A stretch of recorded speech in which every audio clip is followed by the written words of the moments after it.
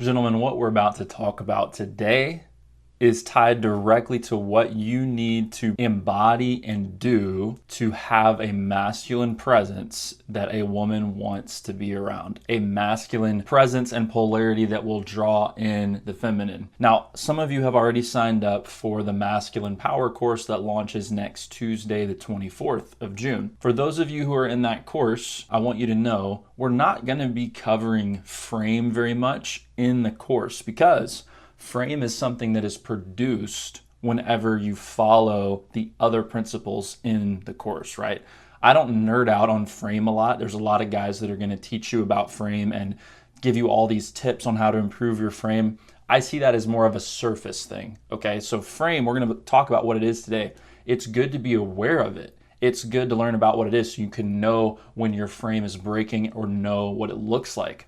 But it is not something that you can produce by focusing on it. It is something that is a byproduct of masculine behavior, which we will cover more in the course. If you're not signed up, we still have it at a really good price. The price goes up in a few hours. I might extend it a little bit, but the price is going to double again soon.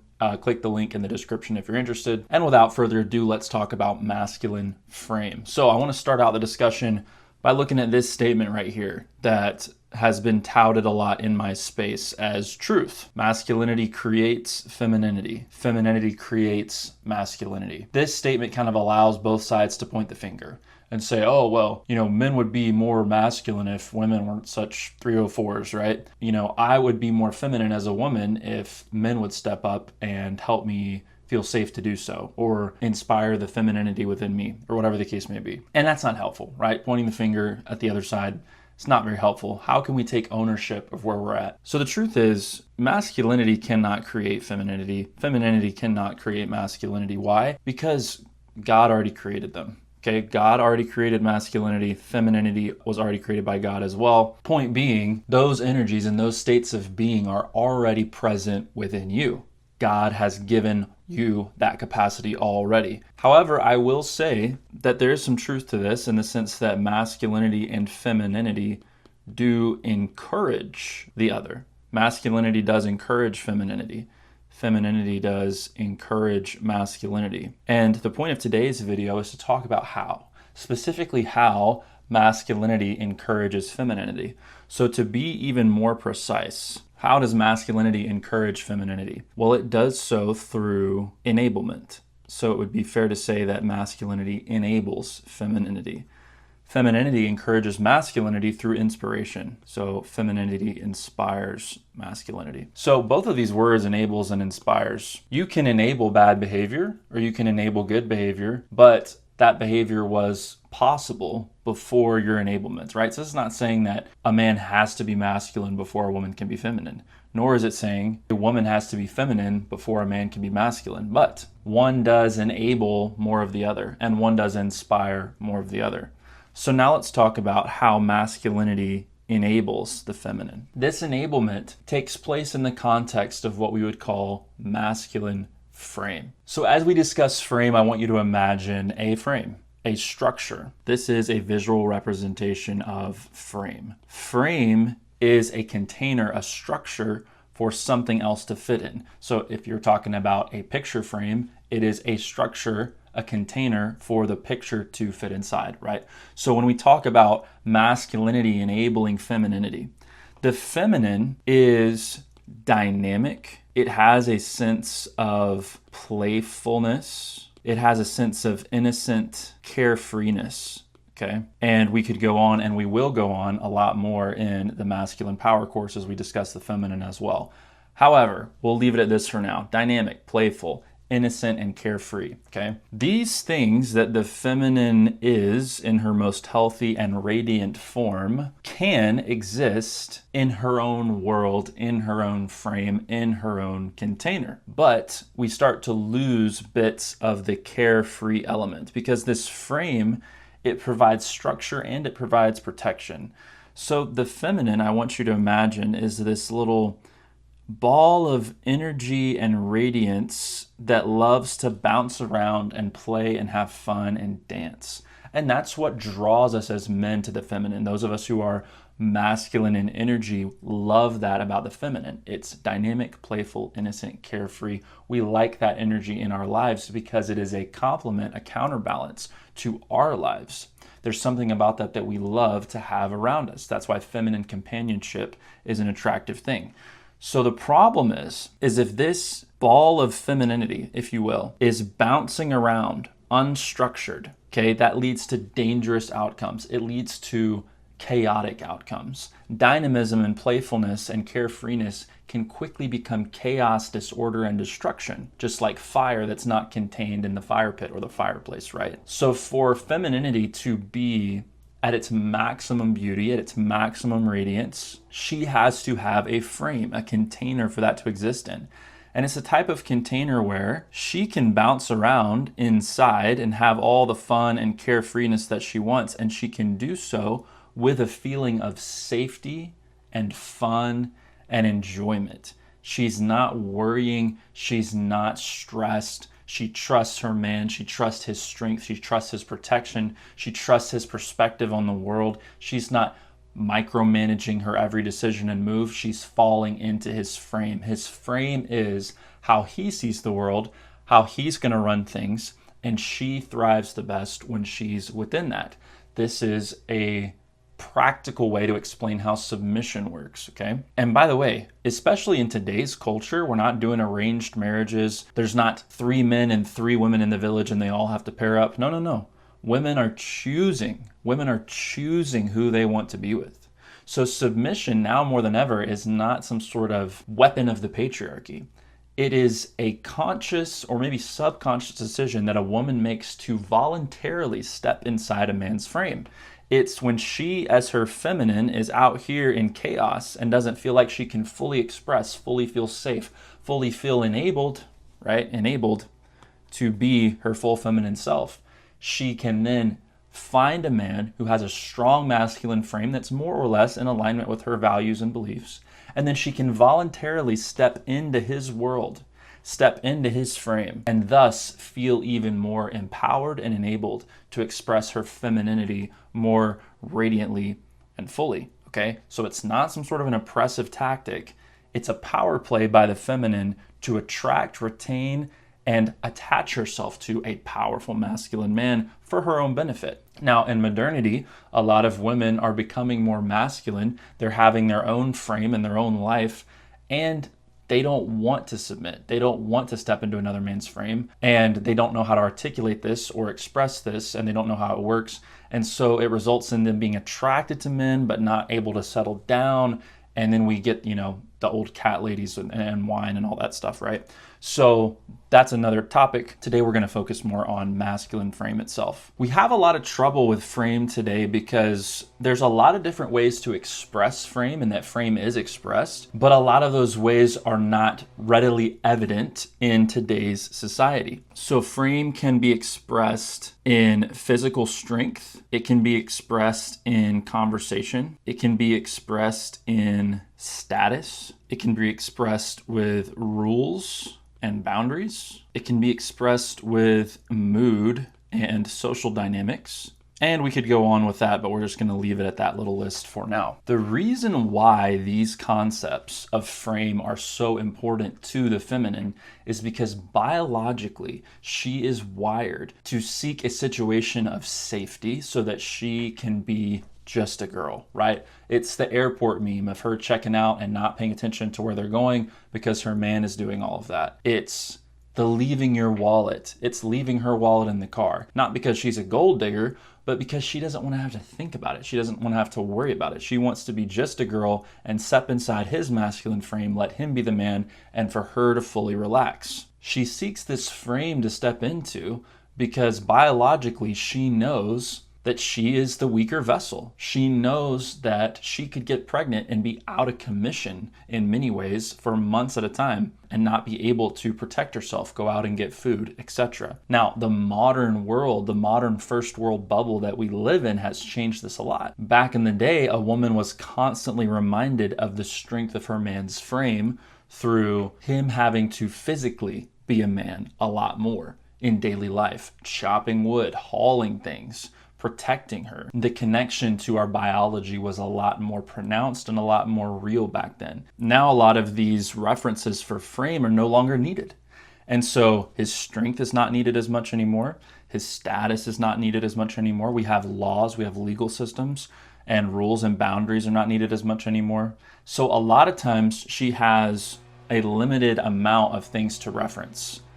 She has conversation and mood with social dynamics. Those are the two areas where a man's frame is most commonly expressed, is in conversation and mood/social dynamics. Now, I will say, if you're a married man, doing a little bit of playful roughhousing with your wife is going to really help with this. This will help remind her of your power and remind her of your stability. But other than that, you probably don't have to defend off robbers every day. You probably don't have to fight bears, right? Like, she doesn't see you swinging an axe unless you want to. So you're pretty much stuck to conversation and social dynamics for the most part. Now, because of this, because she has a limited amount of visibility into your frame, and it's mostly just conversation or social dynamics, she is going to create problems. She is going to find reasons to test you. She's going to poke the bear, okay? The red pill space calls this crap test. I'm censoring myself a little bit, right? You guys get the vibe. Crap test, where she throws crap at you to see if you're going to hold frame. It's not because she just wants to be annoying. It's not because she just loves drama and wants to make up some nonsense, although that could be true. I don't know your woman. But no matter whether she likes those things or not, she still wants to be reminded of, is his frame strong enough so that it can enable my femininity, so that I can stop being my chaotic self and then relax into his structure, into his way of seeing the world, into his protection and stability? Is he strong enough that I can trust his frame to enable the fullest expression of my femininity? That is the question that is on her sub and unconscious mind, and she goes to test that however she can, okay? And because she doesn't see you fending off the bears and protecting her from strangers and literally working with your hands, and you just do Excel spreadsheets all day, you just crunch numbers, she doesn't actually see you working. Even if you do go off and work construction,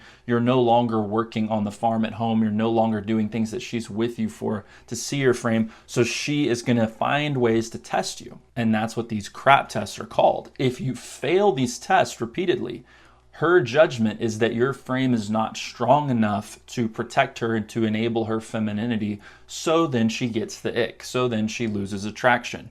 And as I said before, we're not going to discuss too much on how to produce a strong frame, because that comes from masculine traits, which are going to be discussed more in the course. But we are going to discuss what frame looks like and how to tell when it's being held, what that looks like when it gets broken as well. A really good example of this, I took this like a year ago probably.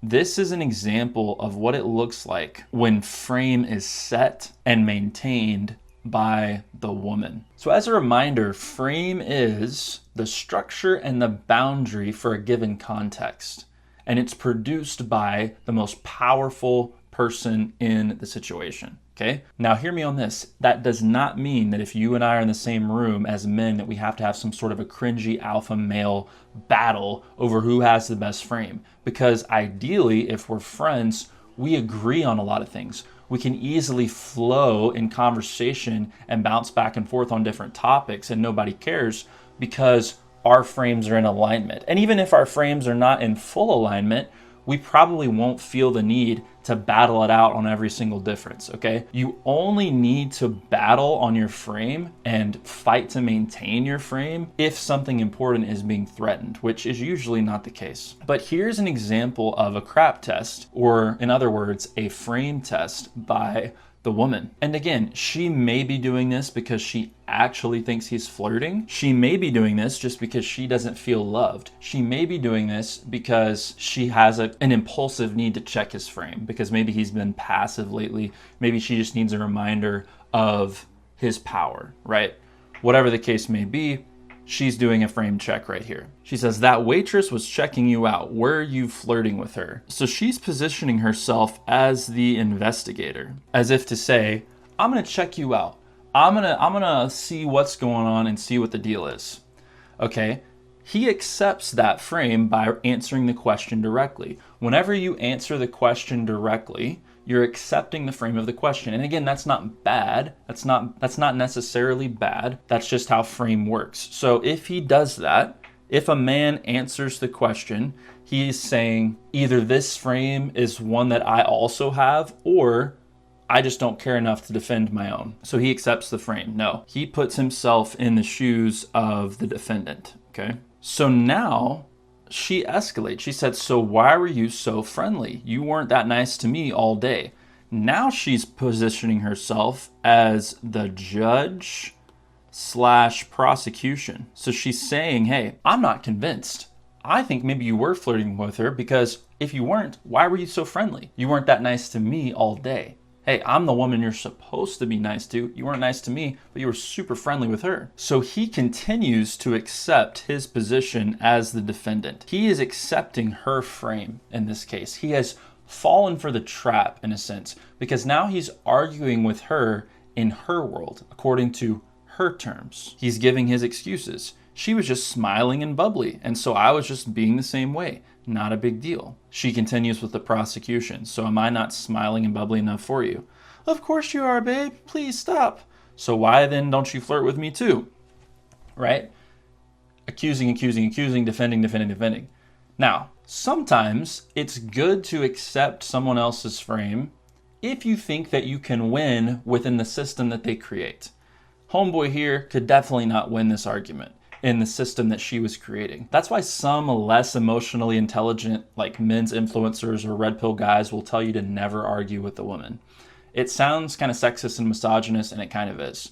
The reason they tell you that, though, is because even though they can't articulate it the way I am, they understand that when you argue with a woman, you're usually entering her frame fully. That's the mistake that a lot of men make, is they enter her frame fully and they disregard their own frame. So usually they end up losing the argument because it's on her terms with her definitions and her pre-assumptions that you have no idea of, and it's outside of your frame. So you've lost the frame test and you've lost the argument. That's why a lot of guys say don't argue with women. However, in certain scenarios, if her frame is one that you can step into and win, it might be good. It might be good to argue with her as long as the situation is right. This was definitely not one of those situations. A few years ago, there was a TikTok trend that was actually another very funny form of the frame test. And that was when these girls would go to their husbands or boyfriends and tell them, hey, you look like you can't swim, right? And this is similar to that example from earlier, because she's saying, hey, I'm the judge, you're the defendant, and this is what I think. And it's very interesting to see the men that will accept this frame for no reason. It's clearly absurd. It's crazy. They don't know it's a TikTok trend, but it's just a stupid TikTok trend, right? But a lot of these men will accept her frame and start defending themselves. What? You look like you can't swim. That's so fucked up. Why? I can definitely fucking swim. You look like you can't. What does that mean? I can so swim. I know. I can probably swim fucking faster than you can. What does that even mean? Notice how defensive I can he's fucking getting, right? float too. Tyler, you look like you can't swim. What? You look like you can't swim. What? Just like when I look at you, I don't know, you just look like you wouldn't be a good swimmer. That's what you say? You can't say that, Jordan. Dude, she's fucking crazy. I was the captain of the Aquanauts. Tell you something. So he got pretty offended. You know you look like you can't swim, right? Me? Yeah. I can swim. Why? You just kind of look like you can't. Like in a pool? Yeah. What I like about that guy with the blue hoodie is he's not immediately getting triggered. He's just confused because it's an absurd accusation to make, right? So it's kind of embarrassing if you were a guy and you got really defensive and heated at this, not just because it's a TikTok trend, but because you're accepting her frame. One little accusation, one stupid accusation from her, and some guys would immediately jump in the pool during the wintertime. Other guys are showing her videos. Hey, this is me swimming. Like, they're getting so heated. And this is something we've talked about in the last video I did on alpha male stuff. Whenever she is accusing him of something like that and he responds defensively, he's validating the threat. He's saying, oh, your words got to me. Your words annoyed me and bothered me to the point where I'm going to go out of my way to address what you're saying. And there's a sense in which you're accepting the frame in that case to your detriment, and you're failing the crap test, right? You're failing that test of frame. We'll go through another example of frame from my own comment section. And I actually have tons of these. They happen all the time. And they're quite fun for me to watch and participate in as a social experiment. In this one in particular, I don't even remember what the reel was, but apparently I said something about a biblical perspective, right? Which is what the guy's referencing here. Your biblical perspective is BS. Your Bible is all for misogyny, racism, slavery, and genocide. Why don't you approach life from a perspective of trying to maximize people's well-being? Oh, we know why. You'd have to acknowledge women are people and not just a scapegoat for all your problems. There's so much there, right? There's so much there. The frame being presented by this dude is slanderous. It's multifaceted and baseless too. He says your Bible is all for misogyny, racism, slavery, genocide. Okay, so we got 4 accusations here. He doesn't provide any backing, all right? Which, I mean, I can probably guess as to what he's thinking of with these things, but he doesn't provide any backing. And then we're doing a switch over, right? Why don't you approach life from a perspective of trying to maximize people's well-being? Which, I mean, that is what I'm doing, but he clearly doesn't think that. Oh, we know why. You'd have to acknowledge women are people and not just a scapegoat for all your problems. If you watch my channel, you guys know I blame men for things, okay? I do talk about the realities of the fallen world and the women and like how they're not perfect either, but by no means are women a scapegoat for any of my problems, much less all of them. So there's so much wrong with this comment, but I chose not to accept his frame. His frame was, he's the judge, he is the jury, and he's the executioner, and I'm the defendant. The other part is, here's a bazillion arguments that I'm not presenting any factual basis for, that I'm not having any logical backing for, okay? And then we're topping it off with some slander, that I just think that women are not fully people and that they're a scapegoat for my problems, right? So there's a lot going on. He really did fit a lot into this paragraph. The frame he's inviting me to step into is all of that wrapped into one. And the temptation is to get triggered, as he was hoping he would do, to trigger me.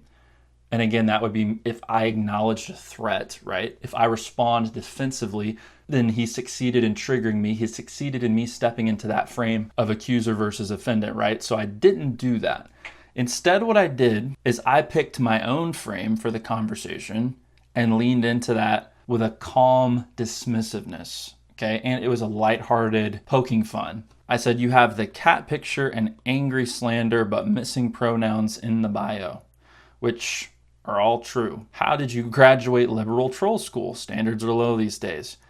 No one thinks that I'm being serious here, but I am drawing attention to the fact that a lot of the haters kind of look the same. Cat picture, angry slander, and pronouns in their bio. I'm not addressing anything he just said here. I'm not addressing anything he just said here because I don't want to.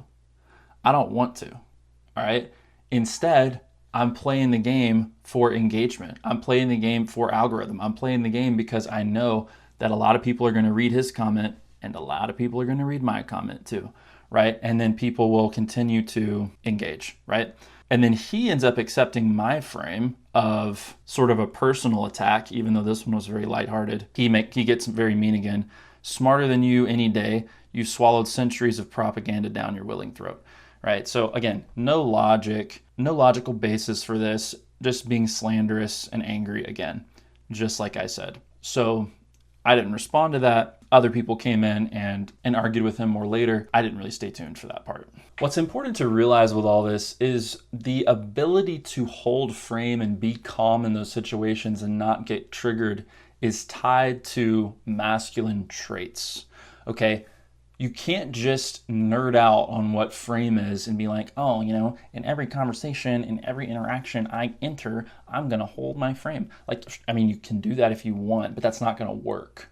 What's going to work is you working on the foundational masculine traits that will produce a strong frame. It's not one of those things that you can obsess on and then create. If you're obsessing on frame and you're neglecting the masculine traits underneath it, you are putting the cart before the horse. Thank you guys for watching. Be sure to like and subscribe. Let me know any questions or comments below, and I'll see you next time.